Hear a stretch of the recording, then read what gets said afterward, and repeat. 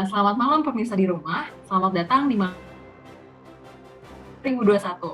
Perkenalkan, aku Syifa sebagai MC yang akan memandu acara meriah pada malam hari ini.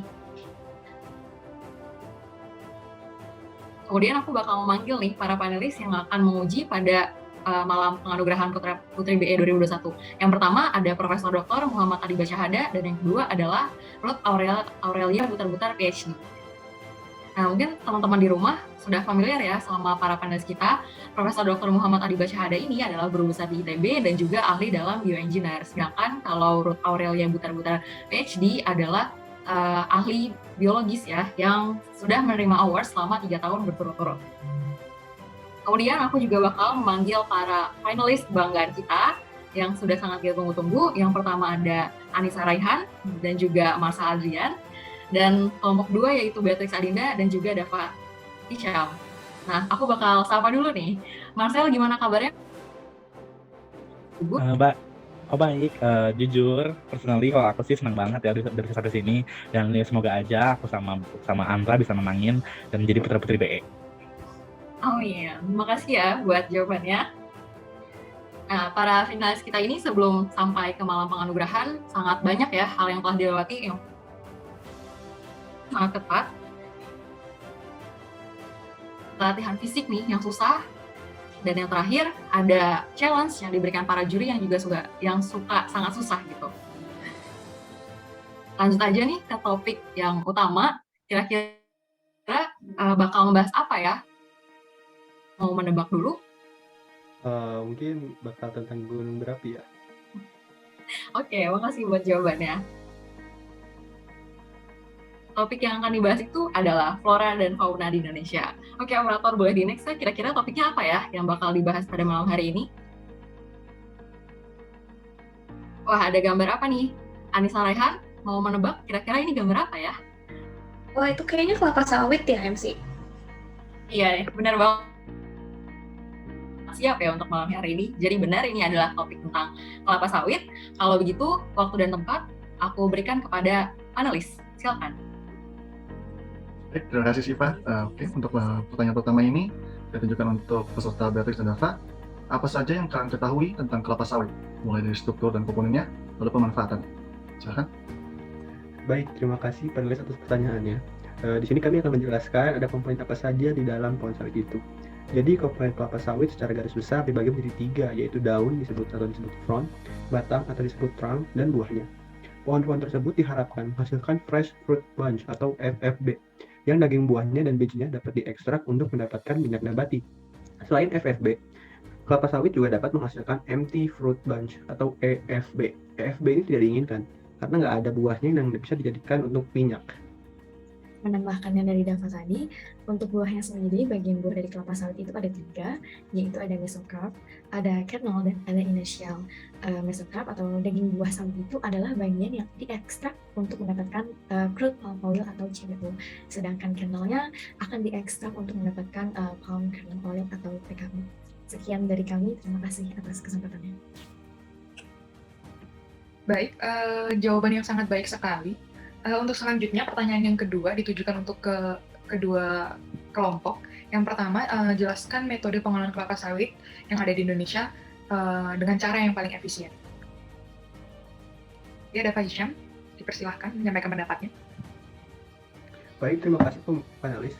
Jadi dalam pembibitan pohon kelapa sawit, metode yang digunakan yang paling efisien adalah menggunakan persilangan.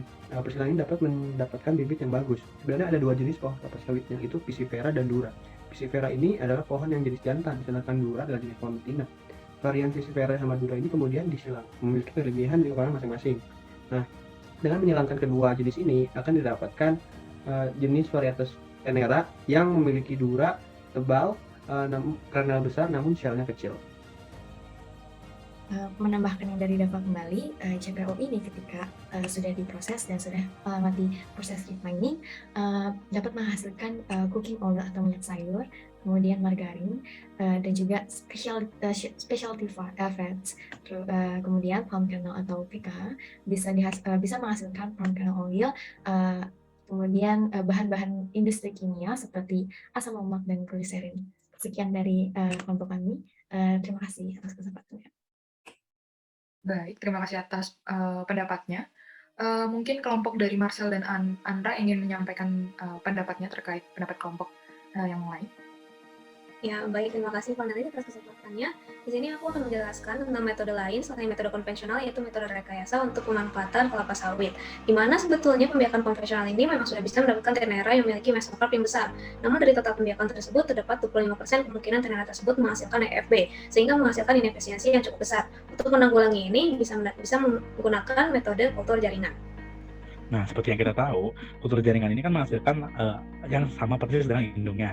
Sehingga apabila kita menggunakan tenera yang sudah hasil dari perkiraan yang awal tadi, kita dapat menghasilkan yang bagus juga. Dan kultur jaringan ini banyak prosesnya, dan mungkin kira-kira selama 3 tahun gitu.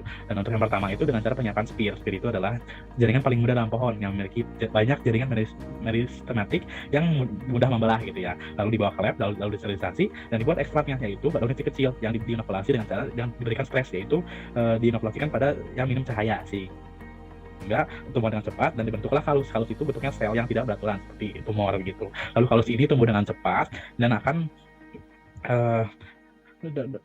terjadi kalus differentiation menjadi embrio. Nah, tapi perlu ada tapinya nih. Inokulasi ini sampai kalus ini bisa jadi 2 tahun begitu, dan belum tentu semuanya menjadi embrio. Dari hanya sebesar 16% yang menjadi kalus, dan dari semua kalus ini hanya 0,8% yang menjadi embrio. Nah, embrio-embrio yang sudah didapatkan ini akhirnya akan menjadi tasyur atau tajuk, lalu kita ada pertumbuhan akar, dan pertumbuhan akar ini akan menjadi tanaman utuh. Lalu tanaman utuh ini akhirnya aklimatisasi pada lahan pertanian, dan hasil tanamannya ini akan sama kayak induknya. Dan dihasilkannya ini memiliki genotipe high yielding dan tahan akan penyakit dan tingkat toleransi yang tinggi begitu. Terima kasih atas jawabannya, sangat baik sekali. Mungkin kelompok dari Beatrix dan Dava ingin menyampaikan pendapatnya terkait pendapat kelompok Marcel. Ya, Beatrix, silahkan menyampaikan pendapatnya. Terima kasih kesempatannya untuk panelis. Ya, jadi setelah mendengar penjelasan dari Marcel dan Andra, kami mempertanyakan apakah kultur jaringan benar bisa merupakan metode paling efisien, mengingat kultur jaringan ini bukanlah suatu teknologi yang sering ditemukan pada industri kelapa sawit, khususnya di Indonesia. Seperti itu. Terima kasih panelis. Baik, terima kasih atas jawabannya. Mungkin ada pendapat terakhir dari kelompok Marcel dan Andra terkait hal tersebut? Ya, baik. Terima kasih panelis untuk kesempatannya. Jadi untuk concern dari Beatrix dan Dava, jadi sebetulnya itulah masalah yang harus diselesaikan kita sebagai bioengineers. Di mana untuk dilihat dari contohnya, untuk Malaysia itu sebetulnya lahan kelapa sawitnya itu lebih sedikit dibanding Indonesia, tapi produktivitasnya lebih tinggi karena mereka memiliki produktivitas kultur jaringannya yang cukup besar. Oleh karena itu, kita sebagai mahasiswa BE seharusnya melakukan rekayasa dalam proses produksi kita, karena unsur utama bioindustri adalah bioscience and engineering.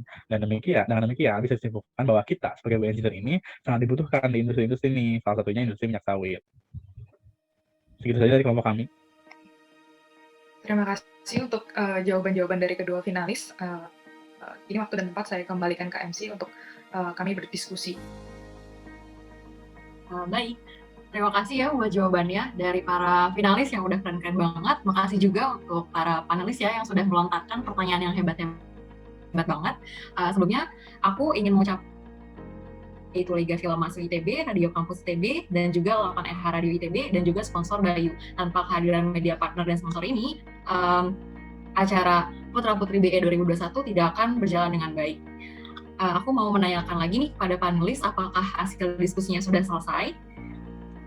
Baik, terima kasih. Setelah hasil diskusi kami telah menentukan siapa dari panelis yang menjadi Putra Putri BE 2021. Siapa pemenangnya? Kami ucapkan selamat kepada kelompok dari Marcel dan Andra. Kalian dinobatkan menjadi Putra Putri BE tahun 2021. Selamat kepada Anissa Raihan dan Mas Adrian yang sudah dinobatkan menjadi Putra Putri BE 2021. Semoga dengan adanya gelar baru ini, bioindustri di Indonesia, terutama kelapa sawit, sekali lagi aku ucapkan. Nah, dengan adanya penobatan ini kepada yang sudah dinobatkan, maka baiklah rangkaian acara Putra Putri BE 2021 Aku Syifa sebagai MC dalam Malam Penganugerahan Putra Putri BE 2021 ini pamit undur diri. Sampai jumpa pada acara Putra Putri BE 2022 tahun depan. Dadah!